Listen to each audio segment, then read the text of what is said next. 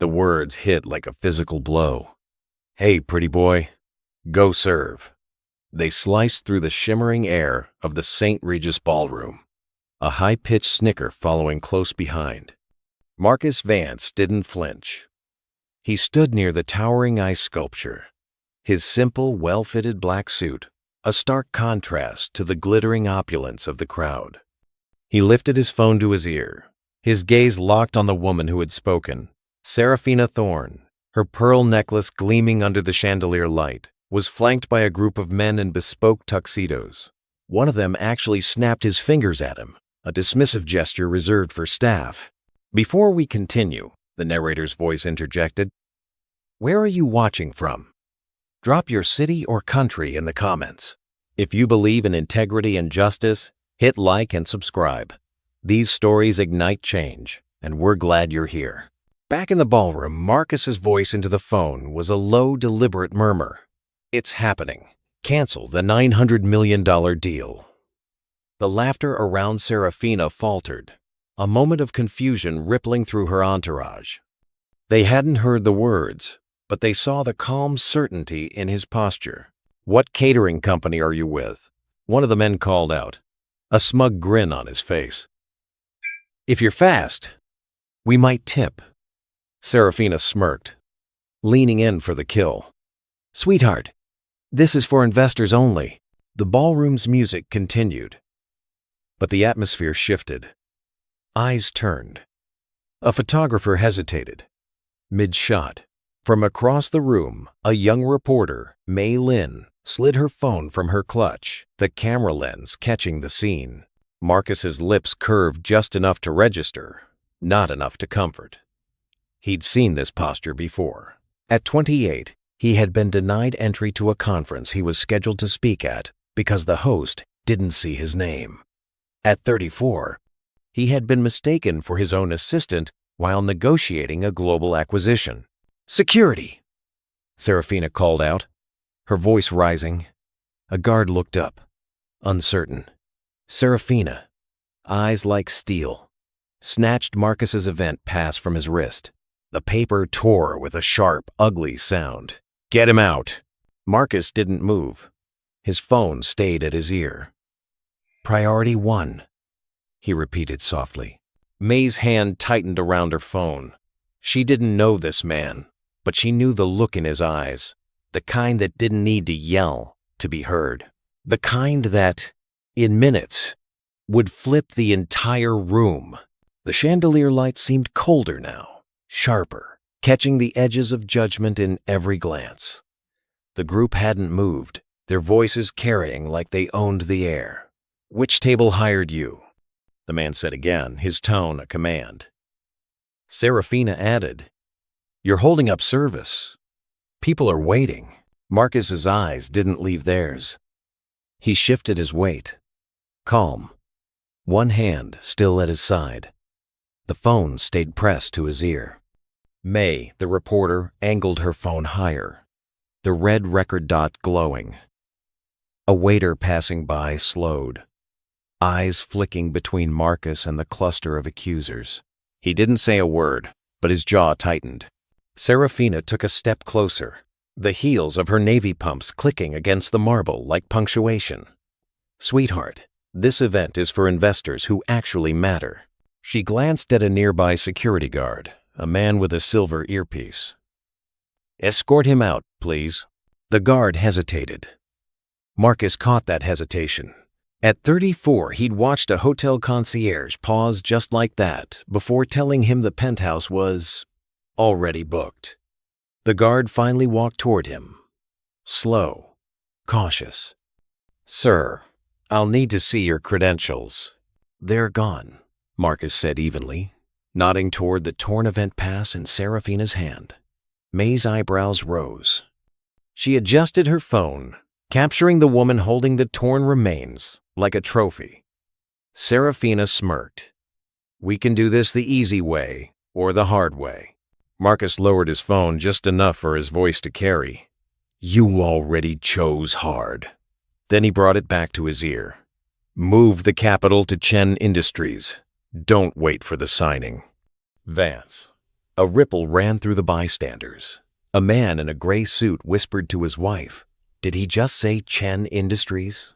The laughter from Seraphina's group died completely. "Is this some stunt?" the man scoffed. "You think we'll fall for a bluff?" Marcus's gaze didn't waver. "No bluff, just business."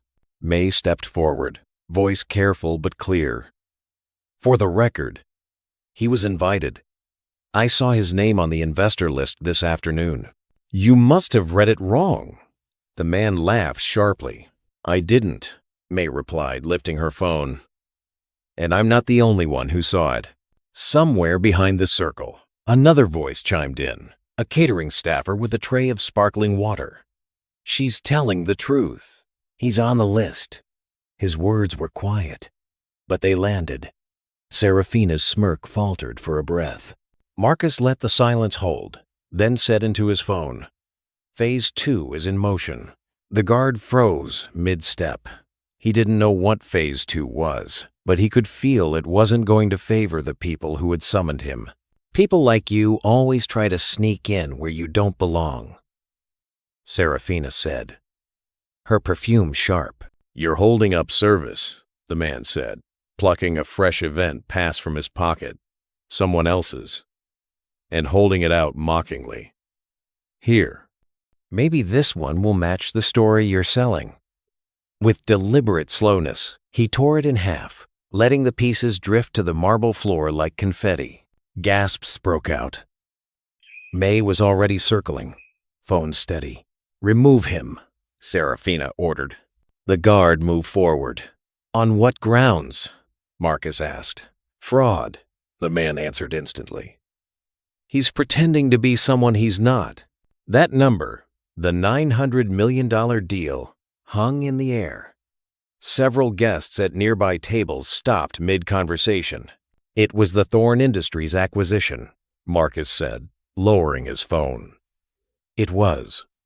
He brought it back to his ear. "Confirm full withdrawal of capital. Redirect to Chen Industries. Notify both legal teams." "You can't redirect anything," the man's voice cracked. "You're no one here." From the back, the catering staffer spoke up again. "He's not no one. You don't cancel a $900 million deal unless you own a big part of it." Seraphina whipped around. "Stay out of this, boy." "Too late," May cut in, her voice gaining an edge. "You made it everyone's business the moment you tore up his pass." The guard stopped 2 steps short of Marcus, eyes darting between the accusers and the growing cluster of onlookers. A few phones were raised openly now, red record dots blinking. Marcus's voice stayed low. "One last time. Are you certain you want me removed?"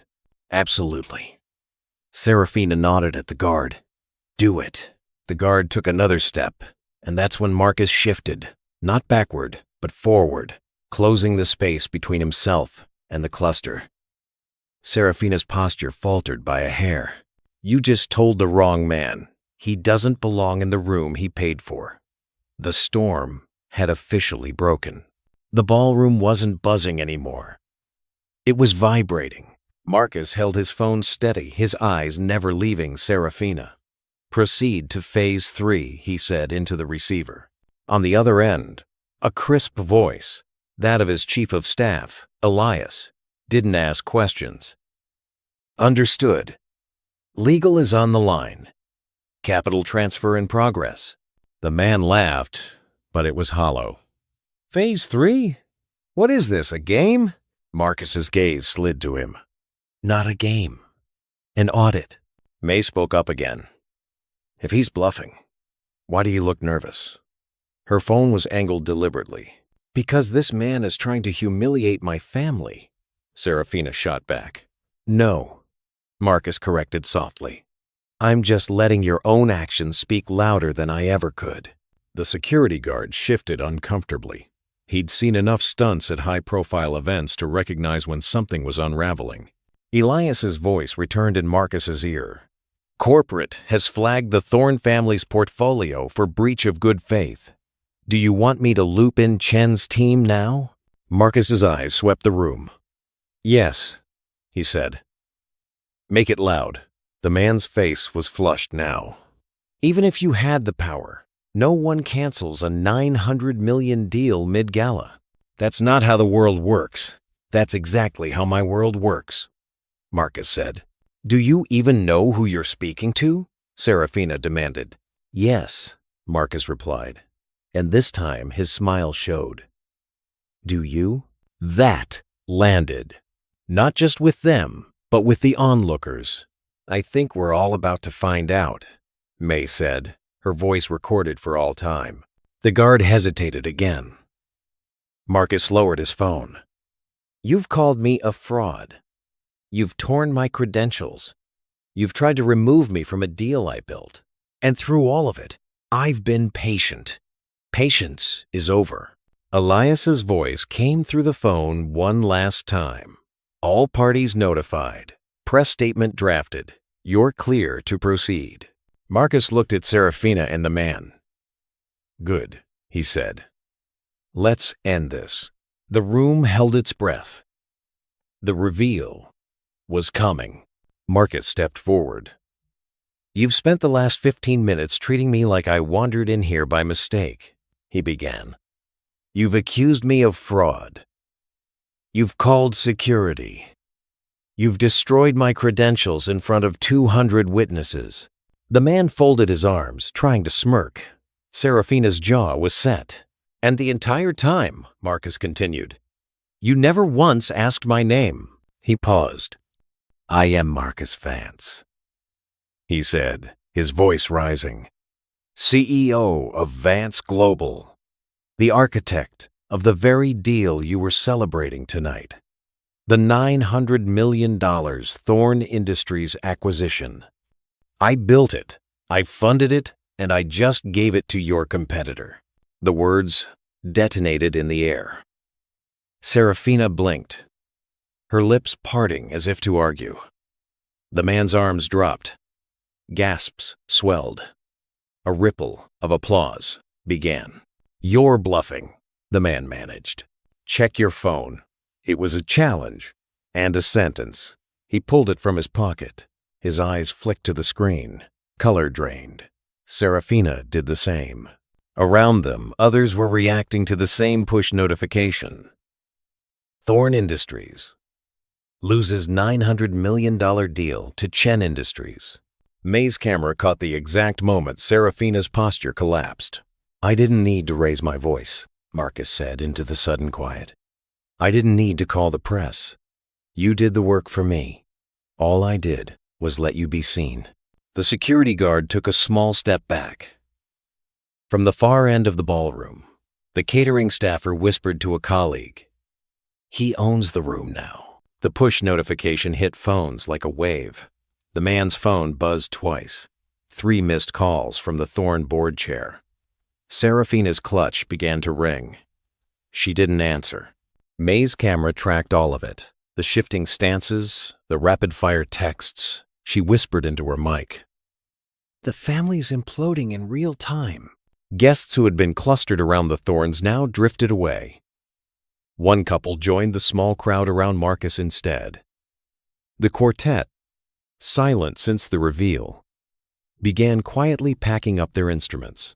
They're radioactive now, the catering staffer murmured. A PR handler hurried in with a tight expression and a tablet. The man took one look at the screen and swore under his breath.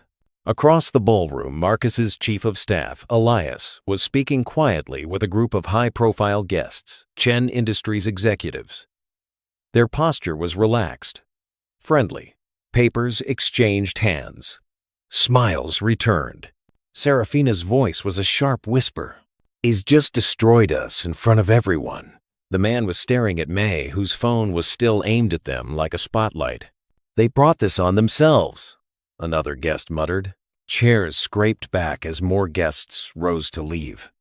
The ballroom was emptying around them. The collapse wasn't coming. It was already here. Marcus didn't rush. He didn't need to. Elias intercepted him halfway, a tablet in hand. All Chen contracts are signed, he murmured. And we've revoked Thorne's access to the Vance Global Investor Portal. Good, Marcus said. Make sure every vendor and supplier in our network gets the memo before midnight. Elias's fingers moved swiftly. Drafting now. You want me to see they're legal? Bury them in it, Marcus replied without hesitation. The man across the ballroom seemed to sense the conversation's weight. His voice cut through the fading chatter. You can't just lock us out. We have agreements. Marcus turned slightly. Agreements built on respect. You voided that clause before we even started tonight. She's freezing them out entirely. An investor whispered. Elias's tablet pinged. Done. Vendor notices sent. Their logins have been disabled. Perfect, Marcus said. And send the same to the press, worded as a values decision. Make it clear we don't partner with people who humiliate others in public. Seraphina's voice finally cracked. This is vindictive. No, Marcus said, fully facing her. This is responsible leadership. If you think it's harsh, you should consider how it felt to stand here and be told I didn't belong in the deal I built. Seraphina's lips trembled. A server passed by. Marcus stopped him. I'll take one, he said, lifting the glass. And send another to the Chen table. Tell them congratulations. The Chen executives raised their glasses. The symbolism was sharp. The celebration had officially moved camps. Do you want me to initiate the portfolio review of Thornes holdings? Elias asked. Yes. Flag anything tied to our network, then shut it down. The man took an involuntary step forward, but stopped short under the weight of every phone still recording. Marcus set the champagne flute back on the tray, untouched. I don't need to toast to this, he said softly. It was never a win. It was a correction. With that, he turned toward the exit. The Thornes stood frozen behind him. The notification hit phones like a wave. May read it out loud for her live stream. Vance, global official statement. Partnership with Thorne Group terminated immediately due to breach of values and public misconduct. This isn't rumor. It's corporate fact. Across the room, the Chen executives stood, shaking hands with guests who just minutes ago were orbiting the Thornes. The migration was obvious. Pull whatever you've got tied up with Thorne before Monday, one investor told his friend. A PR agent slipped into the corner, phone pressed to her ear. Cancel tomorrow's press conference. We're in salvage mode now. Feels like watching a building collapse in slow motion. The catering staffer murmured to a colleague. The man's phone rang again. He ignored it. Seraphina finally looked up, scanning the room for one sympathetic face. There were none. By the time Marcus began his final walk to the exit, the Thornes were being erased in real time. Their names were trending online, not for a record-breaking deal, but for losing it in the most public way possible. The conference room at Vance Global's downtown headquarters was nothing like the St. Regis Ballroom. No chandeliers, just glass walls, a long walnut table, and the kind of silence that meant everyone knew exactly why they were there. Marcus sat at the head of the table. A screen displayed the latest market data. Thorne Group stock down 14% in the first hour of trading. Chen Industries CEO Julian Chen leaned back in his chair. You've already gutted their biggest acquisition. What's next?